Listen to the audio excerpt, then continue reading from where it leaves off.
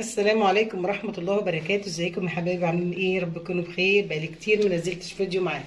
النهارده هنجيب ايه؟ هنعمل فراخ محشية رز. انا غسلاها طبعا ومنضفاها مخليها زي الفل، وفاتحاها من هنا كده اهي. بسم الله الرحمن الرحيم. ودي برضو شرحه. معانا هنا البصل ده هقولكوا هنعمل بيه ايه، وده هنعمل بيه ايه. ومعانا هنا الكبد والقوانص بتاعتنا، والرز بتاعنا هو طبعا مغسول زي الفل. تعالوا بقى نشوف هنعمل ايه. بصوا بقى، هنحط هنا معلقه سمنه اهو.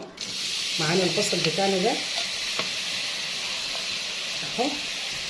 بسم الله الرحمن الرحيم. هديله تشويحه طبعا قبل ما انزل بالايه، بالكبد والقوانص.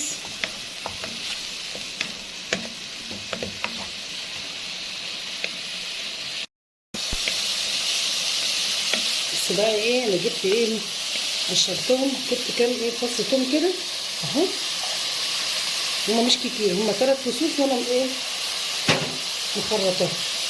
على فكره بيخلي طعم الحشوه بتاعت الفراخ طعمها جميل جدا. اللي ما جربهاش، اللي ما ضافش قبل كده في الحشوه بتاعت الحمام بتاعت الفراخ اللي هو الرز، ويحط عليه توم، اللي ما جربهاش يجربها، هتعجبكم جدا على فكره.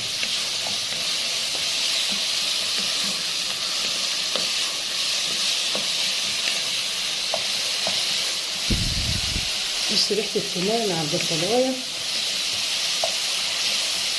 بجد طعمها تحفه.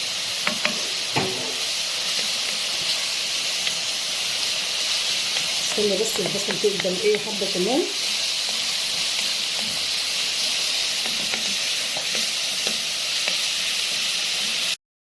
هننزل بقى بالايه، الكبد والقوانص بتاعتنا مغسوله طبعا ومتقطعه زي الفل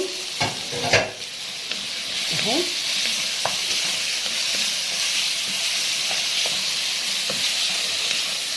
هنجيب ايه، الفلفل بتاعنا حبه حلوين كده، حبه ملح حلوين برضه.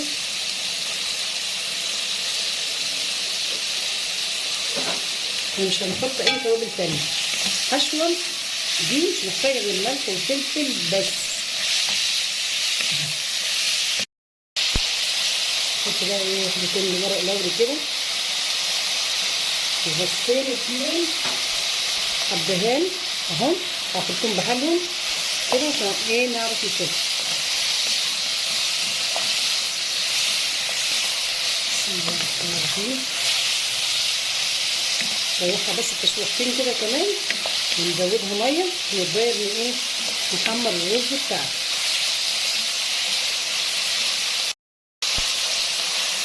نحط بقى الميه بتاعتنا. بسم الله الرحمن الرحيم.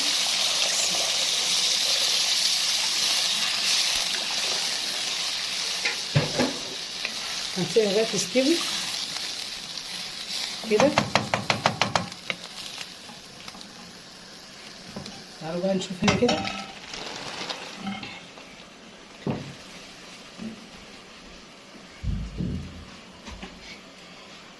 نحط بقى معلقه سمنه كبيره كده حلوه عشان اقدر احمر فيها الايه، الرز بتاعنا الجميل ده.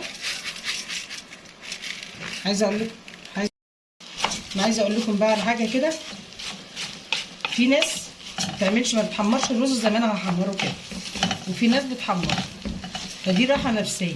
انا بحب ان انا ايه، يعني اشوح الرز واديله لون كده اصفر، وبعد كده بقى ايه، بحطه على الكبد والقوانص.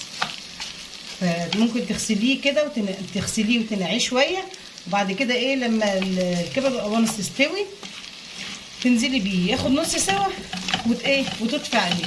بس انا بحب اعمل الحركه دي لحشوه الفراخ او الحمام. احب احمر الرز كده، بحس انه بيديله نكهه حلوه. طبعا كل واحده في مطبخها شاطره بتعمل ايه اللي على مزاجها.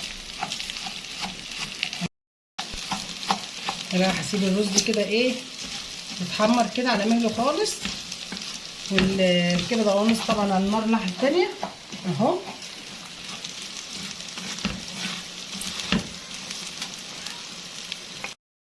بصوا بقى يا حبايبي، انا حمرت الرز بتاعي اهو بص واخد اللون ده، انا مش محتاجه منه اكتر من كده اهو. ودلوقتي بصوا كده الكبد والقوانص بتاعتنا برده استوت. هنسقط بقى ايه، هسقط بس كده وارجع لكم تاني. انا بقى سقطت الرز بتاعنا اهو. وانا بص انا مش حاطه ميه كتير لان انا عايزاه يستوي 3/4 سوا، مش نص سوا، 3/4 سوا. هسيبه بقى ايه يستوي وبعدين نرجع مع بعض تاني. بصوا بقى حبايبي الرز اهو طفيت عليه. بسم الله الرحمن الرحيم. هقلبه تقلبتين كده وهسيبه طبعا يبرد. تعالوا بقى نشوف البصلايه اللي احنا سيبناها نعمل فيها ايه. بصوا بقى البصلايه بتاعتنا هحط عليها حبه فلفل حلوين كده اهو. نحط عليهم كمان ايه حبه ملح صغننين كده اهو. هقلبها بقى تقريبا محترمه كده اهو. والرز اللي انا هحشي بيه هم بس حبه الرز بس اللي هحط عليهم البصلايه دي، انما بقيه الرز طبعا انا ايه هسويه برده معاك. بصوا بقى انا حطيت رز هنا في الطبق عشان ما ياخدش من الحله على الفراخ. عايزاهم بس ايه، عايزه اللي اشتغل فيه يبقى لوحده كده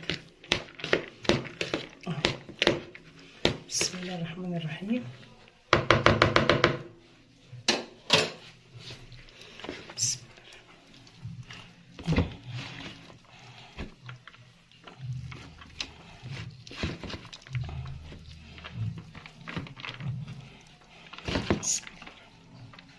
احلى فراخ هتاكليها لما تعمليها بالطريقه دي اهو. طبعا احنا ايه مش هدخلها الفرن كده، هحطها في كيس حراري. اوريكم برضو ايه هنعمل فيها ايه كمان بعد ما نخلص بس ايه حشو.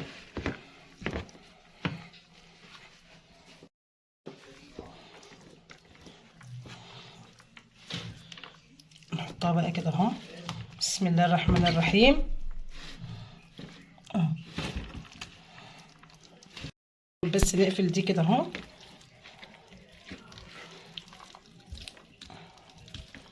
اهو. هخلص بقى التانية كده وارجع لكم تاني.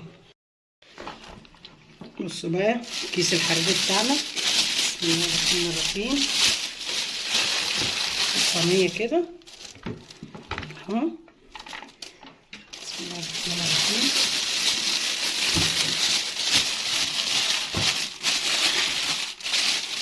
هاكلهم بس ايه قفله كده.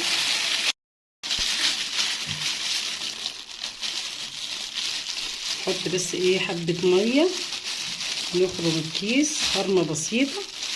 انا نقفل بس القفله كده اهو. نخرم بس ايه خرمه بسيطه كده اهو عشان الكيس ما يفرقعش مننا. هنحط ايه حبه ميه كده اهو. بسم الله الرحمن الرحيم كده بس. ندخلهم بقى الفرن لما يطلعوا من الفرن اوريه لكم.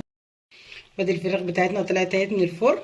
الرز بتاعنا اللي بقى طبعا حطيناه وسويناه وحطيناه بقى تحت اهوت. لايك وشير للقناه وفعلوا الجرس عشان يوصلكم مننا كل جديد. والسلام عليكم ورحمه الله وبركاته.